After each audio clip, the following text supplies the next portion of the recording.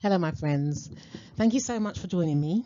This presentation is going to be about the procedural aspects for centrally authorized medicinal products, or medicinal products that would perhaps be submitted through that particular route. It's about procedures and processes and the platforms that will be used, and it's not really going to cover any scientific aspects or rationale. So I'm just going to give you a brief introduction as to the purpose of this presentation. I want to talk about the centralized procedure, that's regulation EC number 726/2004, because this regulation details all of the operational aspects, if you like, for centrally authorized medicinal products and the operational aspects of the European Medicines Agency. I'm going to talk about the European Medicines Agency, the European Commission, and the interface between the two.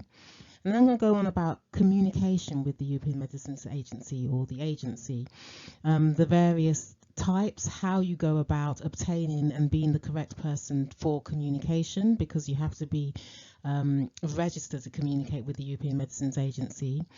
We're also going to touch upon the agency's committees. Again, this is detailed in this regulation 726/2004. And then I'm going to go on about the intention to submit, because this is a part of a procedure that's required for many different types of applications to the agency, because of the way that the agency is set up and structured, and the various different committees and the various member states that have to be involved in order to get a marketing authorization through the centralized route. So as I said, this presentation relates to the procedural aspects for medicines that are authorized or managed by the agency. And the emphasis is on the processes, the platforms that are used, and the information on the websites, but not on any scientific aspects. So let's talk about the centralized procedure. That's regulation 726/2004. So this information was just simply extracted from the EMA website, but it will be familiar to anybody who's done any regulatory work with regards to centralized procedures. And this procedural route is mandatory for products that are derived from biotechnology. So biological products, advanced therapy medicinal products, all of those types of products, biosimilars, they are, if within the European Union and European Economic Area, it's mandatory for the centralized procedure to be the route of obtaining a marketing authorization, and also any post-approval activities. It's also mandatory for orphan medicinal products. So these orphan medicinal products are where you obtain a longer, if you like, market exclusivity. And once you obtain an orphan medicinal product registration, you've got that, and no other company can obtain a similar type of medicinal product. Orphan medicinal products are used for rare diseases or ultra rare diseases. So any medicinal products that are used to treat AIDS, cancer, neurodegenerative disorders such as Alzheimer's, Parkinson's disease, or diabetes, for example, any of those kinds of medicines, it's mandatory for them to go through the centralized route. So this is following this regulation 726/2004. The regulation and this route can also be applicable to active substance that were not authorized before 20th of May 2004. Any active substance that constitutes a significant improvement, therapeutic, scientific, or technical innovation should really be progressed through the centralized route, so that everybody within the European Union and the European Economic Area can take advantage of those innovations and those technologies. And any medicinal product where there would be an interest for patients within the European Union for which a European authorization through the centralised route, they can also use this procedure. So whenever you get or obtain a marketing authorization through the centralised route, you have one marketing authorization per medicinal product. And that marketing authorization is applicable throughout the whole of the 27 member states of the European Union and the European Economic Area. So it's one MA for all of the countries for the European Union. And the only differences between the licenses, for example, local differences in terms of the product information. So the SMPC, the leaflet and labels, all of those things, they will be translated from a main EU document that's in English to the local languages, but they have the same technical information, and the same technical dossier is applicable, and the same grant and marketing authorization number is applicable to all of those EU countries. So if you truly want to understand how the EMA works, you really do need to read this regulation EC number 726/2004, because it provides the legal framework for centralized procedures for medicinal products that are going to be authorized within the European Union. However, that regulation is a legal jargon, and it's a legal framework, a legal approach, and it might not be user-friendly. So there's more information that is user-friendly for people to read on the EMA's website, and they have produced, the EMA has produced various documents that you can review in order to get more information and explanation and guidance with regards to what is actually stated in this regulation. So in this Article 55 of this regulation, the agency, they have the responsibility for the evaluation, supervision and pharmacovigilance of medicinal products within that use this framework. So that they have that responsibility, and that is detailed in that regulation, Article 55. Now, the Article 56 of the regulation lists the committees that the agencies are comprised of. One of those committees is the Committee for Medicinal Products for Human Use, and there is a guidance document that I've listed here, that's EMA 45110/2007. This was revised on the 9th of February 2024. And this provides some guidance on the operational aspects of the European Medicines Agency. So this is the text that I've got from there. Well, just the next paragraph. But basically, the Committee for Medicinal Products for Human Use, they're referred to as the committee in this guidance document and also in the regulations. They're responsible for preparing the opinion of the agency on the question of whether or not the evaluation of the medicinal product for human use, is favourable or not. And also, they're also responsible for providing scientific evaluation and expertise, if you like, to national marketing authorization bodies. So this relates to medical devices, so notarized bodies that review medical devices. They have to consult, or they can sometimes consult with the agency to ensure that they meet the medical device regulation. So the European Medicines Committee for Medicinal Products for Human Use, they kind of act as a central hub for the agency, although the agency is responsible for ensuring that the correct committee is there to review and perform the assessment.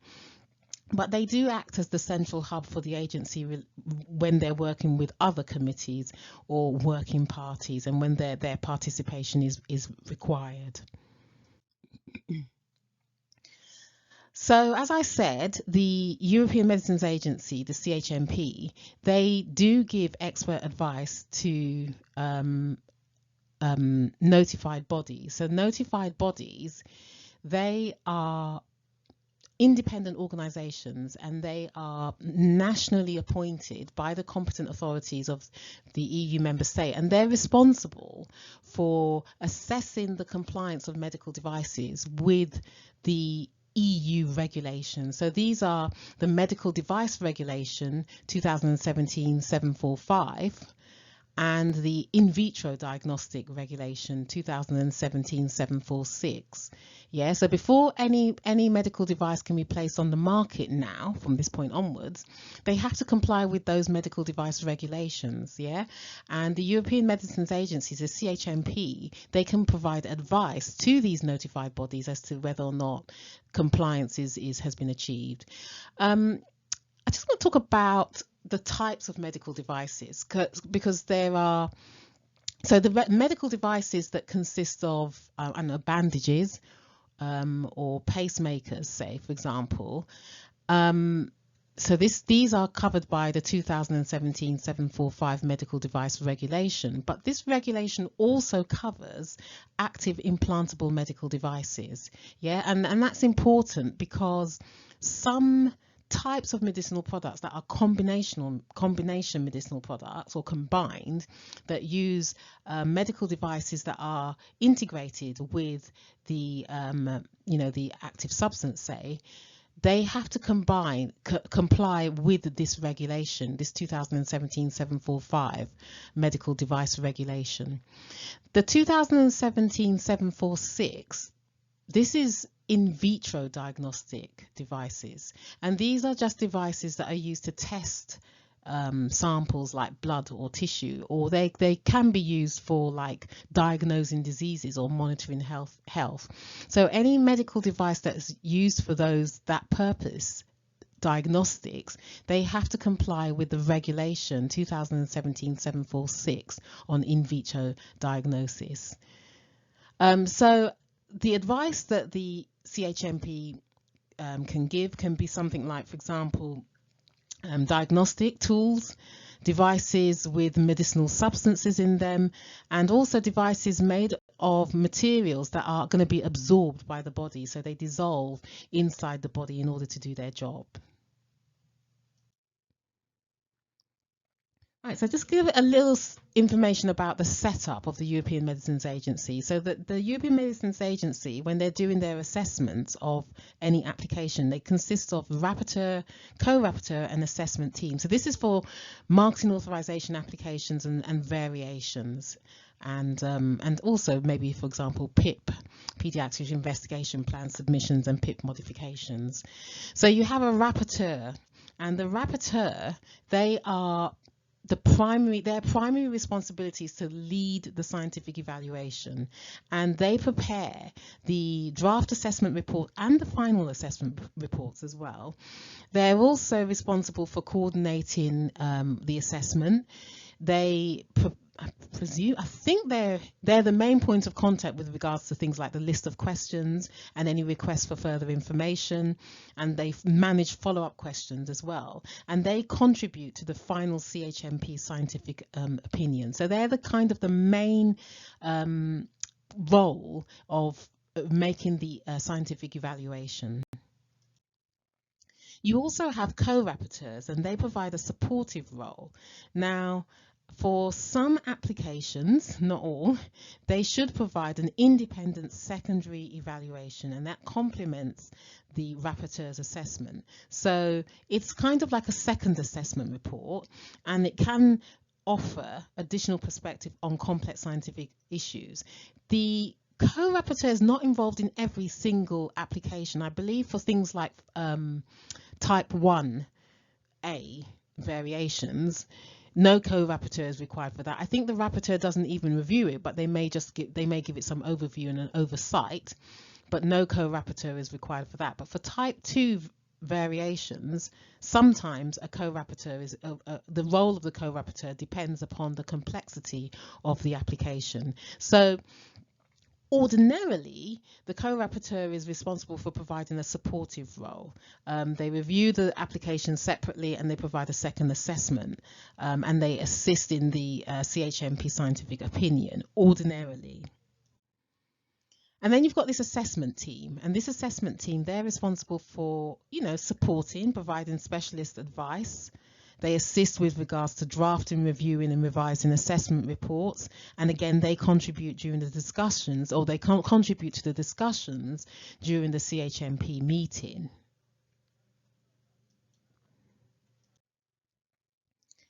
So this is how they all work collaboratively with one another, in that the rapporteur and co-rapporteur work closely but independently most of the time. I'll give you the examples when they don't, to ensure that they've got that objectivity and balance. And then their assessment is presented to the full CHMP committee for discussion. And they review and they agree upon their scientific opinion, and the assessment team, they support this and they provide in-depth scientific input. They might address specific technical aspects, and they might help with regards to preparing the assessment reports. So there are, as I alluded to in an earlier slide, there are specific scenarios which a co-rapporteur is going to be involved in the assessment, depending on the type. So the main assessment normally is performed by the rapporteur, but the co-rapporteur may be involved in the main assessment, and this is mandatory for new marketing authorizations. For type 2 variations that are really highly complex, or these type 2 variations are an expansion of the indications, the clinical indications, or maybe for referral procedures, the co-rapporteur will be working alongside the rapporteur, and they'll be working mainly on the applications. For other type 2 variations that are complex, it's a case-by-case decision with regards to the involvement of the co-rapporteurs. So the CHMP will make a decision as to whether or not the co-rapporteur is needed, and that will be based upon the complexity of the application. Yeah, so I got this is basically a summary of what's stated on this slide, that, the involvement, the specific scenarios where the co-rapporteur is working alongside the rapporteur and performing the main assessment.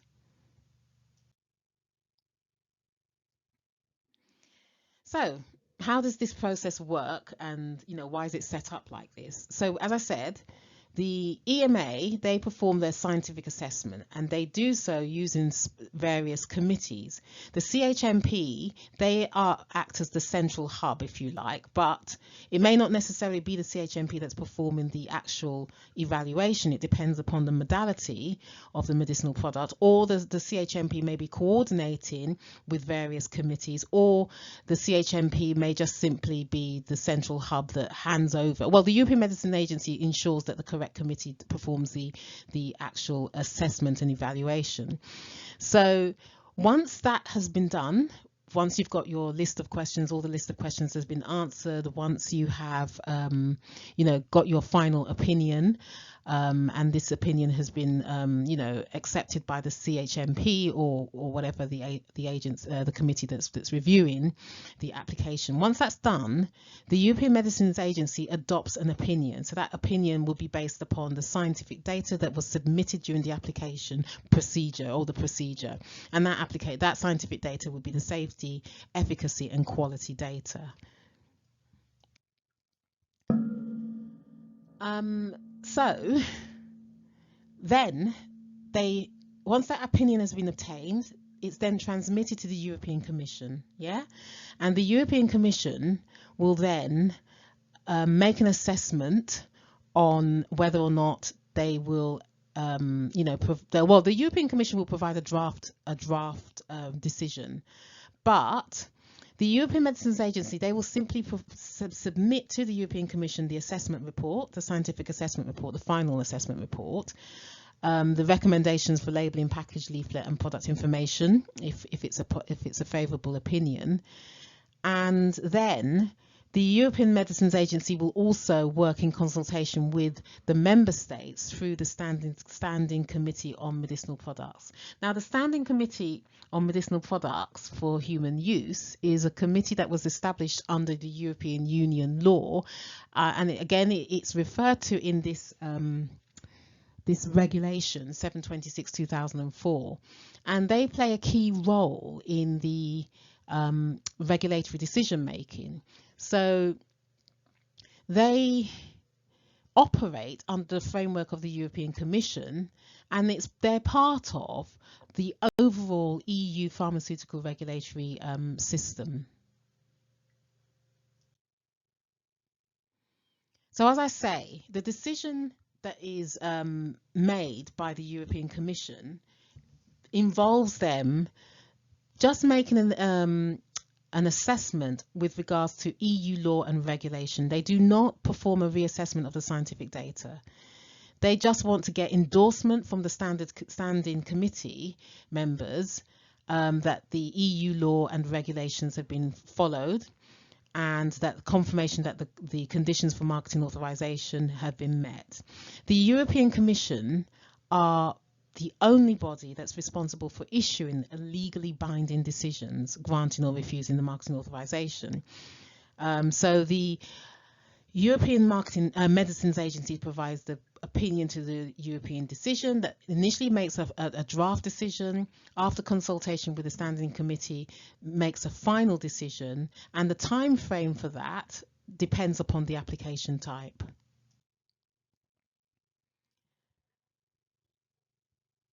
So this relationship between the European Medicines Agency and the European Commission is central to the regulation of medicines within the European Union. And that's because the European Commission has to work with each member state of the European Union. So this relationship is defined in this regulation 726/2004. And for certain applications, ratification by the European Commission is granted, and that's for so this is this EC final decision, yeah, and that's for marketing authorization applications and type 2 variations, and also clinical trial applications as well. So the European Commission, they're the only body with the authority to grant legally binding marketing authorizations across the European Union. So this slide focuses on marketing authorization and variations. So the European Commission process for clinical trials is different. The clinical trials involves the member states making an assessment, whereas marketing authorization and variations involves the various committees within the European Medicines Agency making the assessment. So that's the difference. But in both procedures, a European Commission is responsible for providing a final decision. So the first step is the evaluation. Now I've just got here CHMP evaluation, but it might be the Committee for Orphan Medicinal Products, or it might be the PDCO that's doing the evaluation. But let's just make the assumption that we're talking about a CHMP evaluation for the sake of argument. So the European Medicines Agency, they will evaluate the submitted dossier. They'll produce a final assessment report, initially the draft assessment report, and then a final assessment report on the application. The next thing is that they will then adopt an opinion on the application, and then they will then forward this to the European Commission, and the European Commission will review the opinion, ensure that the legislation and the law, EU law and regulations have been complied with. The European Commission works with the Standing Committee, which is part of this centralized procedure, and once that consultation with the Standing Committee has been completed, and the Standing Committee has provided an endorsement, and there are no objections raised by the member states, the decision for the formal final adoption is taken. And this is the last step, where the final adoption by the European Commission, and this is the final decision.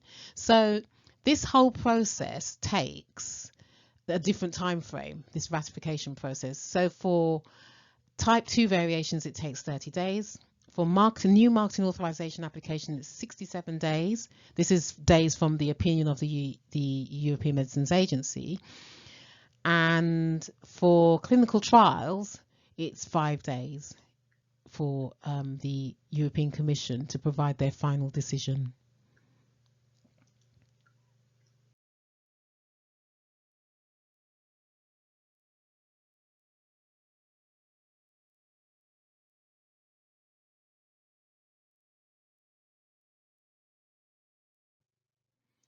So here I'm going to just give a table that details the relationship between the European Medicines Agency and the European Commission. So they interface with one another, but they have different roles and responsibilities, and scope. So the EMA, their role is to provide the scientific assessment and recommendation for the medicines, yeah. Whereas the European Commission, they issued a legal and binding marketing authorization.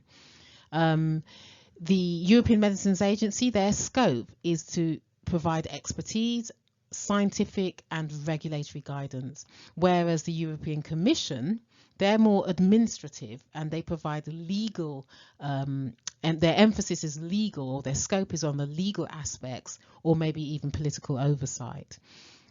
The authority that the European Medicines Agency has is advisory. They don't have the power to authorize medicinal products. The European Commission, they are the ones who have the legal authority to grant or refuse authorizations.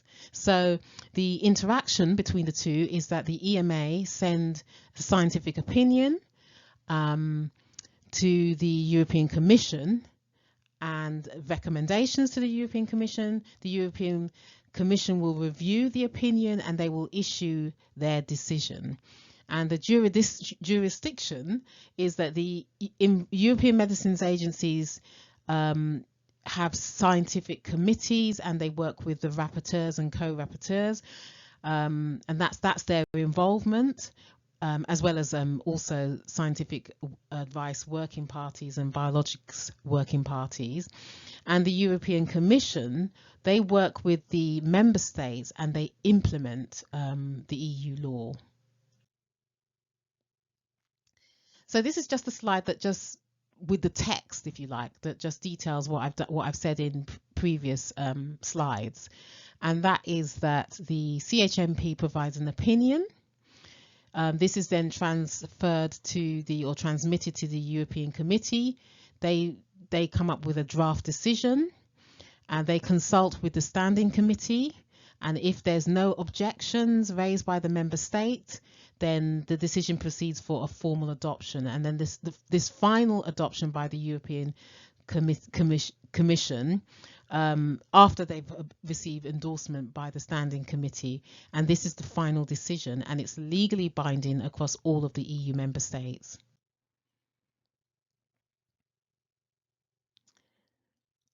I think I've kind of discovered discussed this information previously, but basically the EMA, they orchestrate all the interactions between the various committees. They ensure that everything is integrated with regards to timelines and timeframes and documentations and processes and platforms.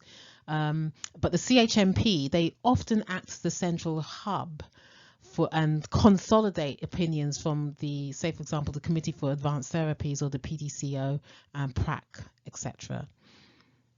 I don't know if they do for herbal medicinal products. I've not had that experience. Maybe you have. So I'm now going to talk about the communication with the European Medicines Agency.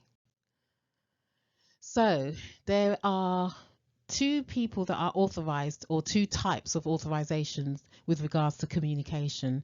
There's the authorized person for contacts with regards to submission. So whenever you're submitting a marketing authorization application, a PIP, maybe a PIP modification or some type of post-approval post-authorization variation or post-authorization submission to the European Medicines Agency, you have to be registered to communicate, to make that submission and to make that application. And that you would be registered in that letter of authorization that's going to be included in Module 1.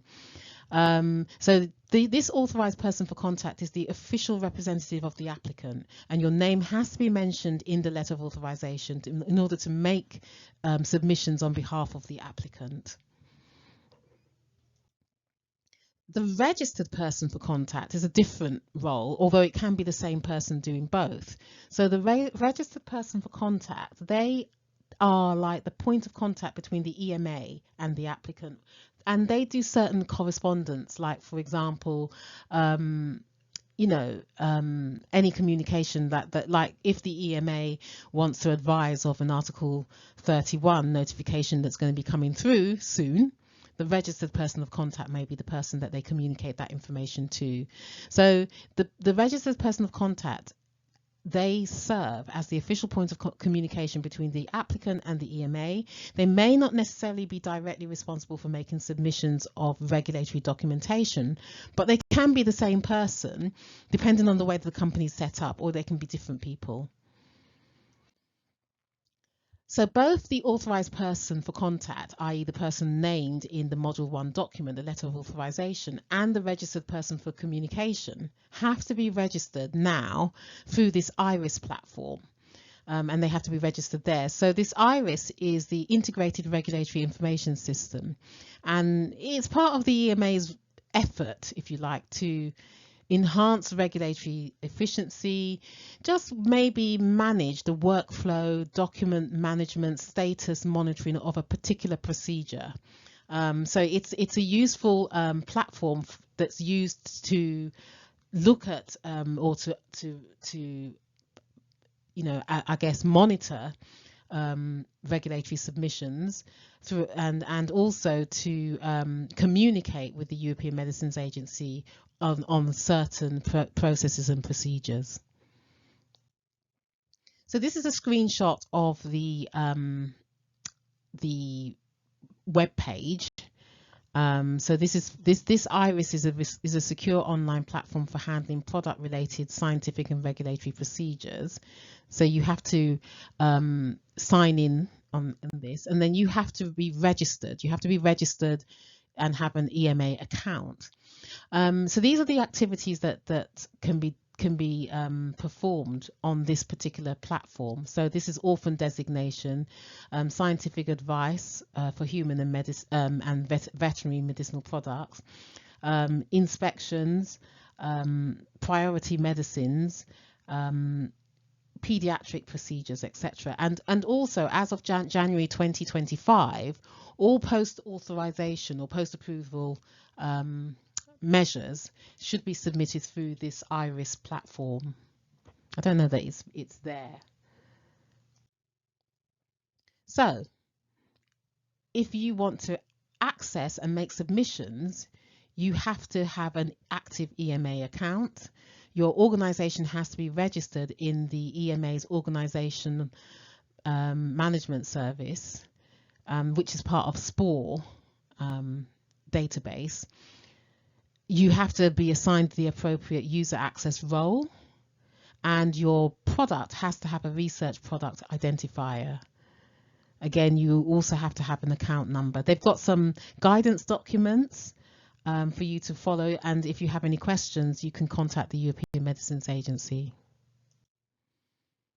Now, as of this moment in time, so we're in January 2025, the variations to the terms of the marketing authorization and marketing authorization, new marketing authorization applications, Article 61 notifications, these are not submitted through the IRIS platform. They're submitted through the CESP, the Common European Submission Portal.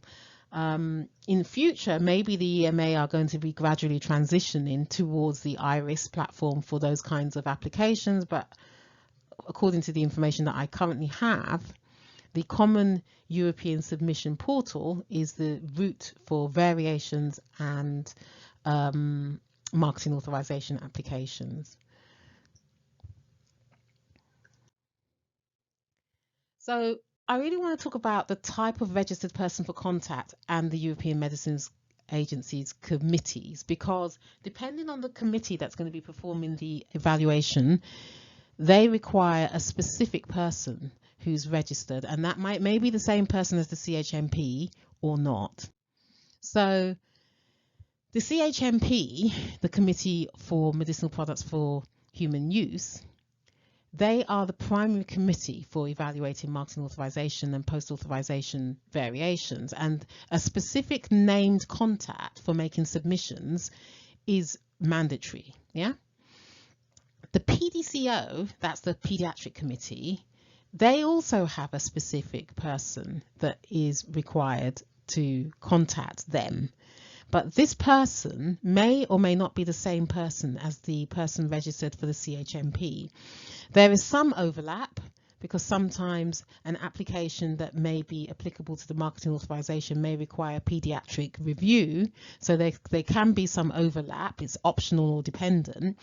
But if you're making a specific application, say for example a PIP modification, you have to be registered with the Pediatric Committee. You can't be registered just with the CHMP. I've made that mistake before, and you do the submission and you can't, your submission doesn't go through. You have to be registered. I mean, you're going to have to use the relevant platform anyway, but you have to be registered with the PDCO, and it is a specific registered contact required for that committee. CAT, this is the Committee for Advanced Therapies, they work with the CHMP. The CHMP leads the assessment, so there's no requirement for a specific person. And it's the same thing for PRAC, the Pharmacovigilance Risk Assessment. They work with the CHMP. There's a lot of overlap. The Pharmacovigilance Risk Assessment are responsible for Article 31 notifications and safety evaluations on medicinal products. And so the CHMP, they lead the communication and the review, and therefore there's no requirement to have a specific registered person for contact. COMP, the Committee for Orphan Medicinal Products, yes, they do require a specific separate contact, or it could be the same person, but you do need to be registered in their with the EMA as the person for contact and the person who's required and noted in the letter of authorization. So this is required for orphan drug designation and any follow-up activity. So specific contact is mandatory, as is the case for herbal medicinal products, because it's a specific modality that requires a specific committee, and therefore a specific registered person is required, because there's no overlap with the CHMP. So it's quite intuitive, which committee you're dealing with, whether or not a specific contact is required. So for example, for veterinary medicinal product, there will be no overlap with human medicinal products, and therefore a dedicated contact is required. Right. Working parties, so there's no requirement for a specific contact, and therefore overlap with the CHMP, and the person who's registered for the CHMP can make all the contacts. Scientific Advice Working Party, this is for scientific advice and protocol assistance, and this application is made through the IRIS platform. As for I believe it's the case for Biologics Working Party, but I need to check that. Yeah, so there's overlap with CHMP, so no specific person. Now, HTA, Health Technology Assessment Bodies, they carry out a specific role. So they evaluate the economic value, if you like, of a medicine or medical device or procedure or some kind of intervention, the healthcare intervention.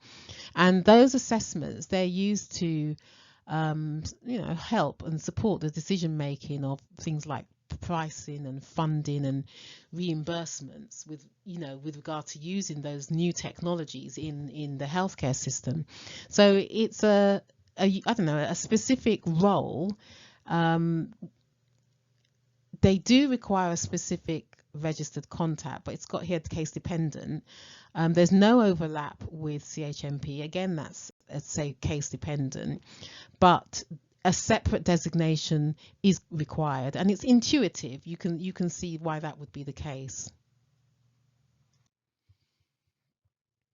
I'm just going to give a brief overview on the intention to submit, because you have to notify the agency if you're making certain applications in order for them to organize themselves and ensure that the right, correct technical expertise can perform the evaluation.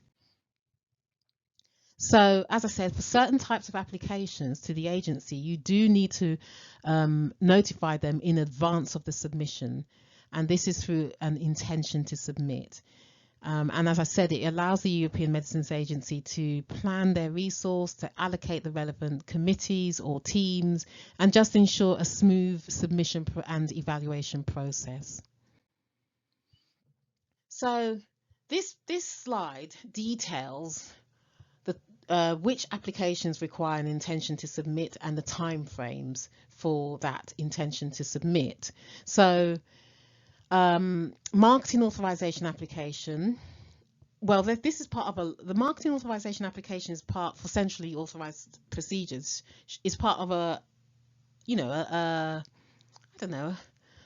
larger framework.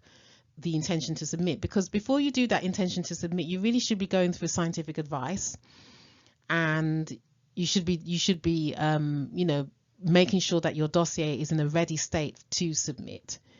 So that happens before you do your intention to submit.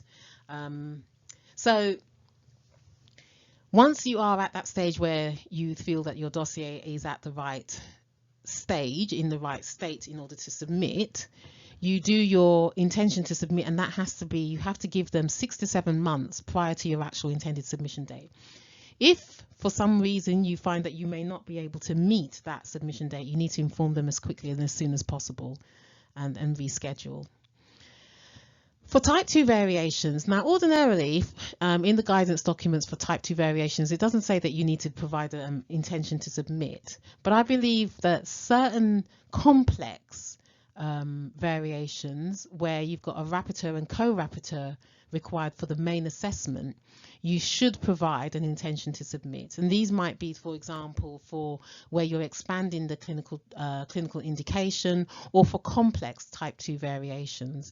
And this should be at least 2 months before the submission of the application. And the same is true for pediatric investigation plans and PIP modifications. 2 months is required before you submit your application. Work sharing variations, where you have grouped variations across multiple marketing authorizations, you should really put it should be 2 months there in intention to submit. Unfortunately, I'm sorry, there's a mistake there. It should be 2 months before you actually submit to the agency. Advanced therapy medicinal products is similar to the marketing authorization for marketing authorization and type 2 variations. I don't know whether every possible type 2 variation for advanced therapy medicinal product requires an intention to submit. You would need to maybe obtain advice and guidance using the IRIS platform as to whether or not you should be submitting that type of application, whether or not you should be submitting an intention to submit. For ATMP classifications, i.e. whether or not it's classified as a gene therapy medicinal product, as a tissue engineered product, or a somatic cell-based medicinal product, or combined, ATMP combined product, that classification request to provide some clarity or definition of the type of ATMP, you require 2 months before you make your submission, so you have to provide an intention to submit there. As is the case for scientific advice and protocol assessment, that's 2 to 3 months is required.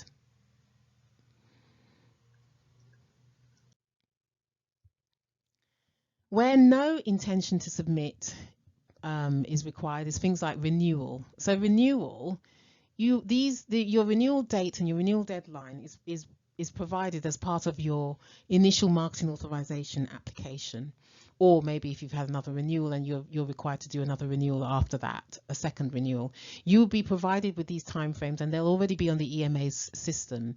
Renewals are usually 9 months before the expiry of your marketing authorization, or it could be sooner depending on the type of marketing authorization. Say, for example, conditional marketing authorizations may have a renewal that's like 1 year after the grant. So, but in any case, you don't require an intention to submit a renewal application because these time frames are already on the EMA system. And same thing with periodic safety update reports. So there's no notification required. Clinical trial applications. This is following the CTR, the clinical trial regulation. No notification to submit is required for this. The submission is through the CTIS, and that's that.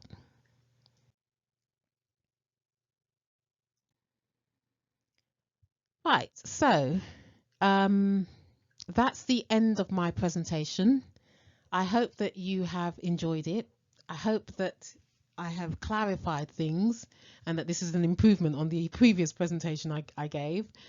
If you have any questions, please don't hesitate to leave a comment or give me some further information where you think I might have misunderstood or misinterpreted. Thank you so much. Bye-bye.